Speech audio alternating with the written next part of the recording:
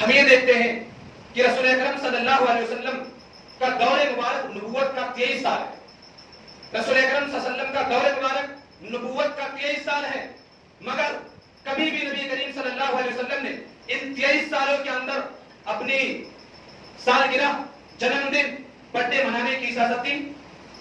ارے اگر اجازت دیتے تو صحابہ کرام کیا کچھ نہیں کرتے؟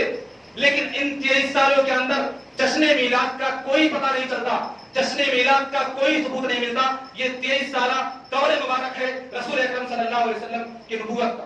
اس کے بعد خلفائے راشدین 4 حضرت ابوبکر صدیق رضی اللہ تعالیٰ عنہ، عمر فاروق رضی اللہ تعالیٰ عنہ، عثمان غنی رضی اللہ تعالیٰ عنہ اور حضرت علی مرتضی رضی اللہ تعالیٰ عنہ، ان چاروں کا دور خلافت تقریباً 30 سال ہے.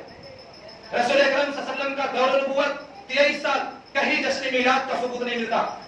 خلفائے راشدین کا دور خلافت 30 سال، مبنی بر صداقت دور ہے، کہیں پتہ نہیں چلتا عید میلاد النبی کا. اس کے بعد صحابہ کرام کا دور آتا ہے. صحابہ کرام کا دور تقریباً 110 ہجری پر ختم ہو جاتا ہے، یعنی سن 110 ہجری تک کوئی بھی صحابی زندہ نہیں رہتا ہے. لیکن اس پورے دور کے اندر کسی بھی صحابی سے جشن عید میلاد النبی کا ثبوت نہیں ملتا.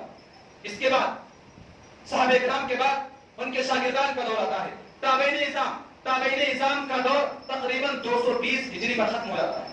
110 کا ربط 220 ہجری پر تابعین نظام کا دور ختم ہو جاتا ہے. لیکن ہم یہ دیکھ رہے ہیں کہ اس پورے دور کے اندر کہیں بھی کسی بھی تابعی سے جشن عید میلاد النبی کا ثبوت نہیں ملتا. کسی تابعی نے نہ تو جشن عید میلاد النبی کا اہتمام کیا اور نہ ہی کسی کو اہتمام کرنے کی اجازت دی. اس کے بعد ائمہ کرام کا دور آتا ہے. کوئی اپنے آپ کو مالکی کہتا ہے، کوئی اپنے آپ کو حنفی کہتا ہے، کوئی اپنے آپ کو شافعی کہتا ہے، کوئی اپنے آپ کو حنبلی کہتا ہے. ان چاروں ائمہ کو دیکھ لو، ان چاروں ائمہ کی زندگیوں کا مطالعہ کر لو، ان چاروں ائمہ کی زندگیوں کو کھنگال لو، ان چاروں ائمہ کو پڑھ لو، دیکھ لو. ان کا دور تقریباً 241 ہجری پر ختم ہو جاتا ہے، یعنی 241 ہجری تک ان چاروں ائمہ میں سے کوئی بھی زندہ نہیں رہتا ہے. لیکن اس پورے دور کے اندر کسی بھی امام سے جشن عید میلاد النبی کا ثبوت نہیں ملتا. اور آپ کو سن کر کے حیرت ہوگی میرے بھائیوں، آپ کو سن کر کے حیرت ہوگی کہ امام ابو حنیفہ رحمۃ اللہ علیہ، جن کا مقام فقہاء میں سب سے اونچا ہے، سب سے اعلیٰ ہے، وہ تقریباً امام ابو حنیفہ رحمۃ اللہ علیہ کی جو پوری عمر رہی ہے وہ تقریباً 70 سال تک زندہ رہے. امام ابو حنیفہ رحمۃ اللہ علیہ 70 سال تک زندہ رہے، یعنی ان کی زندگی میں ربیع الاول کا مہینہ 70 مرتبہ آیا، مگر انہوں نے کبھی جشن عید میلاد النبی کا اہتمام نہیں کیا. کیا ان کو رسول اکرم صلی اللہ علیہ وسلم سے محبت نہیں تھی؟ کیا امام ابو حنیفہ رحمۃ اللہ علیہ اللہ کے نبی صلی اللہ علیہ وسلم سے محبت کرنے والے نہیں تھے؟ اس کے بعد امام مالک رحمۃ اللہ علیہ تقریباً 86 سال تک زندہ رہے. ان کو جو عمر ملی 86 سال تک وہ زندہ رہے، یعنی ان کی زندگی میں ربیع الاول کا مہینہ 86 مرتبہ آیا، مگر انہوں نے کبھی بھی جشن عید میلاد النبی کا اہتمام نہیں کیا. اس کے بعد امام شافعی رحمۃ اللہ علیہ تقریباً 54 سال تک زندہ رہے. ان کی زندگی میں ربیع الاول کا مہینہ 54 مرتبہ آیا، مگر انہوں نے کبھی بھی جشن عید میلاد النبی کا اہتمام نہیں کیا. کیا ان کو رسول اکرم صلی اللہ علیہ وسلم سے محبت کرنے کا طریقہ معلوم نہیں تھا؟ کیا ان کو رسول اکرم صلی اللہ علیہ وسلم سے اظہار محبت کا انداز نہیں معلوم تھا؟ اس کے بعد امام احمد ابن حنبل رحمۃ اللہ علیہ تقریباً یہ 77 سال تک زندہ رہے. احمد بن حنبل رحمۃ اللہ علیہ 77 سال تک زندہ رہے.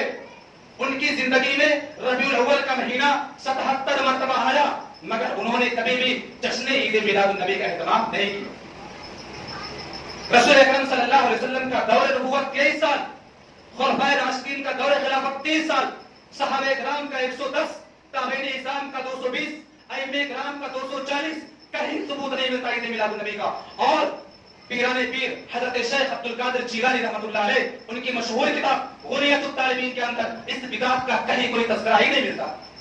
کیا ان کو نبی کریم صلی اللہ علیہ وسلم سے محبت کرنے کا طریقہ نہیں معلوم تھا؟ کیا ان کو رسول اکرم صلی اللہ علیہ وسلم سے اظہار محبت کا انداز نہیں معلوم تھا؟ اگر یہ جشن عید میلاد النبی اظہار محبت کا کوئی انداز ہوتا، اگر یہ رسول اکرم صلی اللہ علیہ وسلم سے اظہار محبت کا کوئی طریقہ ہوتا تو یہ طریقہ ضرور اپنایا جاتا. کوئی صحابی ضرور اختیار کرتا، کوئی تابعی ضرور اختیار کرتا، حسن حسین ضرور اختیار کرتے، کوئی امام ضرور اختیار کرتا، خود پیران پیر حضرت شیخ عبد القادر جیلانی رحمۃ اللہ علیہ ضرور اس کو اپناتے. لیکن ان تمام سلف صالحین کی زندگیوں کے اندر اس بدعت کا کہیں کوئی تذکرہ نہیں ہوتا. اسے کیا نئی چیز ہی تو کہیں گے؟ ارے جب نبی کے زمانے میں نہیں، صحابہ کرام کے زمانے میں نہیں، تابعین اعظام کے زمانے میں نہیں، ائمہ کرام کے زمانے میں نہیں، حسنین کے زمانے میں نہیں، خود پیران پیر حضرت شیخ عبد القادر جیلانی رحمۃ اللہ علیہ کے زمانے میں نہیں، من احدث فی دیننا من احدث فی امرنا کے دائرے میں یہ بات آ گئی کہ نہیں۔ اور یاد رہے، جو چیز من احدث فی امرنا کے دائرے میں آ گئی فہو رد، تو وہ مردود ہے، وہ ناقابل تسلیم۔ خود بخود یہ بدعت یہاں آ کر کے مردود ہوگی اور آپ کو سن کر کے حیرت ہوگی۔ میں نے تاریخ اور حقائق آپ لوگوں کے سامنے بیان کر دیے ہیں، اس کے باوجود لوگ اس پر اشعار لکھتے ہیں۔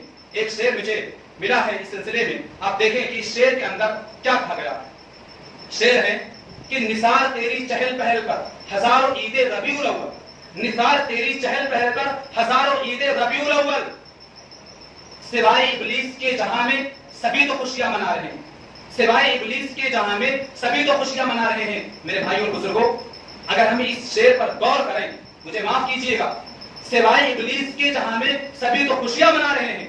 اب میں اگر کہوں خلفائے راشدین ابلیس تھے، نعوذ باللہ، صحابہ کرام ابلیس تھے، انہوں نے کبھی بھی جشن میلاد کا اہتمام نہیں کیا، اور آج جو لوگ جشن میلاد کا اہتمام نہیں کرتے ہیں ان کو اس شعر کے اندر ابلیس کہا گیا۔ اب اندازہ کریں کہ یہ شعر کہاں جا رہا ہے اور کس کس کو داغدار کر رہا ہے۔ تمام صحابہ کرام ابلیس قرار پائیں گے اس شعر کے اندر، نعوذ باللہ ثم نعوذ باللہ۔ تابعین اعظام ابلیس قرار پائیں گے، عبد القادر جیلانی رحمۃ اللہ علیہ ابلیس ہو گئے گویا کی۔